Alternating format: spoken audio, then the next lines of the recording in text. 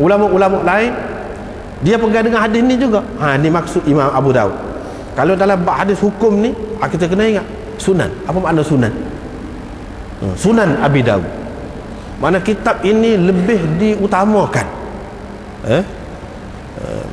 dari sudut fiqh. Sebab itu dia tertib fiqh. Dan lebih ditekankan, hak dia nak tekannya dari sudut fiqh. Itu maksud sunan. Maksud sunan iaitu tertib hadis dia tu ialah mengikut tertib fiqh, dan lebih ditekankan ialah sudut fiqh.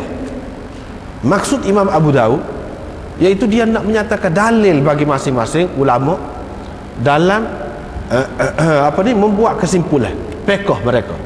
Bagi orang yang mengatakan dia tak boleh sembahyang pada waktu naik matahari, itu mana dalil dia? Hak ni itu maksud Imam Abu Daud nak cerita. Bagi orang yang mengatakan bila dia teringat, tak kira lah pada masa dilarang pun, memang asalnya masa tu dilarang oleh Nabi SAW sembahyang. Tapi kalau kes ni, kes terlupa ataupun kes tidur, bila kita sedar ataupun bila kita ingat, sembahyang selalu pada masa tu, tak kira matahari sedang naik pun, tak kira. Itu dikecualikan. Dia pegang dengan hadis ni juga. Mana dia pegang dengan hujung hadis ni? Cuba kita tengok. Nabi SAW kata, man nasiya salatan falyusalliha idza dzakaraha. Sesiapa yang terlupa sembahyang, hendaklah dia mengerjakannya apabila tak kira bila dia teringat tadi, dia terlupa sembahyang zuhur tadi lepas asar Nabi SAW tak bagi sembahyang. Tapi dah hadis ni dia kata bila dia teringat, masa tu boleh sembahyang. Hak larangan, hak asal kata tak boleh sembahyang lepas asar tu, itu dikhususkan larangan ni. Larangan itu umum. Umum. Dalam kes ni tak termasuk. Mana seseorang tu boleh sembahyang pada masa tu juga, mengikut mereka ini. Begitu juga tadi. Kalaulah dia sedar tu setelah ambil air sembahyang, sedang molek matahari duduk tengah naik, walaupun duduk tengah naik itu pada masa tu dilarang asalnya, tak apa. Sebab apa? Itu masa dia boleh buat. Kalau lambat, itu makna melambatkan pula sembahyang. Sebab Nabi SAW kata bila dia terlupa. Bila pada masa tu, bila dia teringat, bila dia sedar. Mana dalam keadaan setelah dia tu ambil air sembahyang, apa selesai belakang lah, kebetulan pada masa tu tengah naik matahari, tak kira, boleh. Ini mengikut golongan yang kedua. Dia pegang hadis mana? Hadis ni. Itu maksud Imam Abu Daud.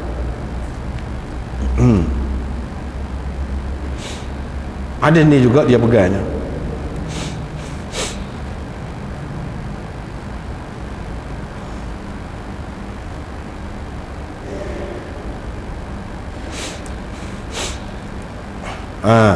Orang yang mengatakan, golongan yang ketiga yang mengatakan sebab pindah ni bukan sebab situ syaitan, kau sebab matahari tengah duduk naik kau gapo dak.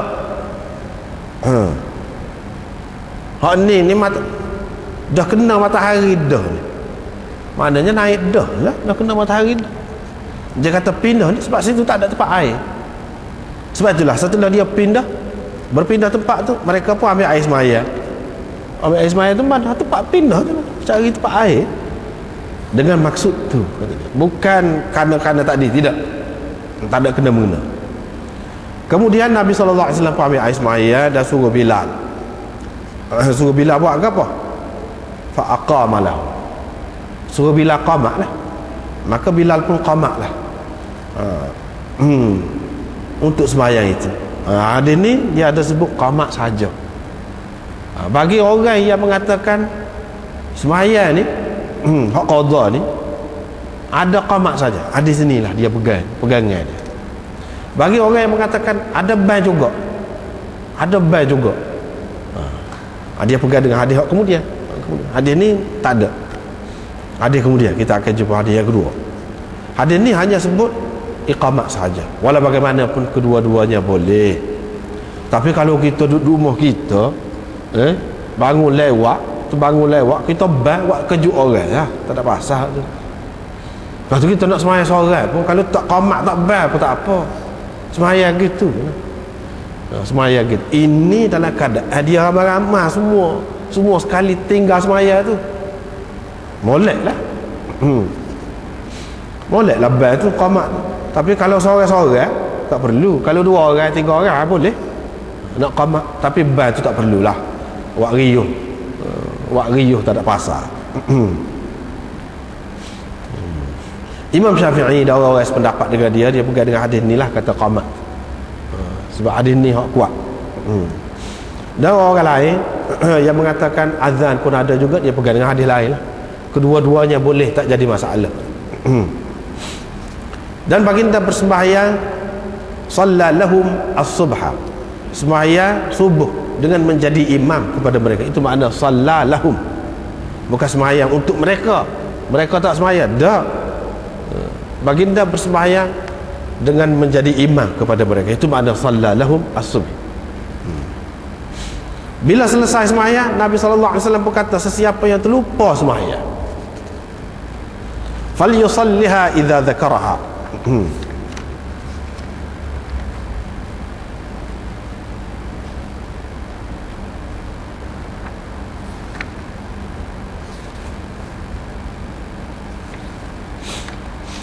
Sesiapa yang terlupa sembahyang, maka hendaklah dia mengerjakannya apabila dia teringat. Hak ni hadis ni tak ada cerita terlupa ni tertidur. Sebab tu tajuk tadi, sesiapa yang tertidur sehingga tertinggal sembahyang ataupun terlupa, tu tajuk. Dalam hadis ni sebut tak terlupa, hak Nabi sebut ni. Yang Imam Abu Dawud masuk kedua-dua tu sebab kedua-duanya ada dalam ni.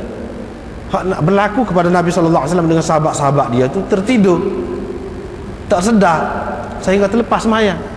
Itu maknanya sesiapa yang tertinggal sembahyang kerana tertidur, hak ni tidak terlupa, tapi Nabi SAW bagi satu benda baru, satu benda lain.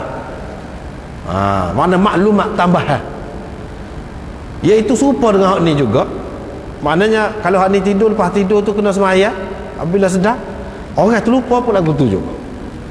Dia cerita satu perkara lain yang tidak berlaku kepada dia di sini, tapi dia nak buat satu maklumat, satu ilmu baru, ilmu tambahan, iaitu berkenaan dengan orang yang terlupa mana-mana sembahyang, dia kena mengerjakannya bila dia teringat.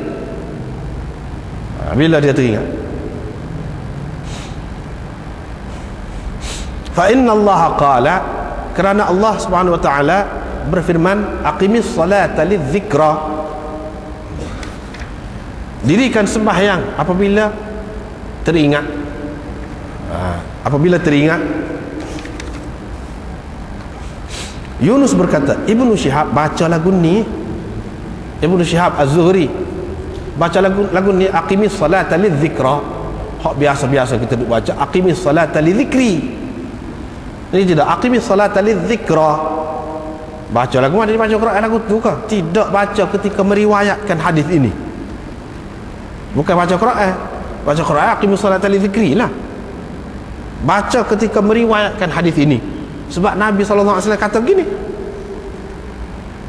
aqimis salata lidzikra. Qala Ahmad berkata, yang dimaksudkan dengan Ahmad di sini iaitu tok guru Imam Abu Dawud. Bukan Ahmad tu Imam Ahmad, tok guru dia juga ataupun, tapi hak ni Ahmad bin Saleh. Ni tok guru dia ni. Itu maksud Ahmad berkata, yakni Ahmad bin Saleh berkata. Qala Ambasah mengatakan, yakni maksud beliaunya dari Yunus dalam menceritakan hadis ini, lidzikra.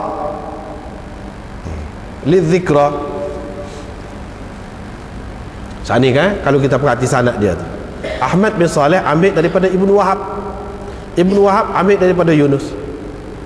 Imam Abu Daud nak cerita di sini, selain daripada Ibnu Wahab, anak murid Yunus, seorang lagi anak murid dia namanya Ambasah. Dia juga meriwayatkan dari Yunus dalam menceritakan hadis ini, lidzikra juga. Bukan seorang Ibnu Wahab saja yang meriwayatkan lagu ni, lidzikra, tetapi Ambasah juga meriwayatkan dari Yunus, lidzikra. Takut orang kata keliru kau ni, sebenarnya dalam Quran li zikri,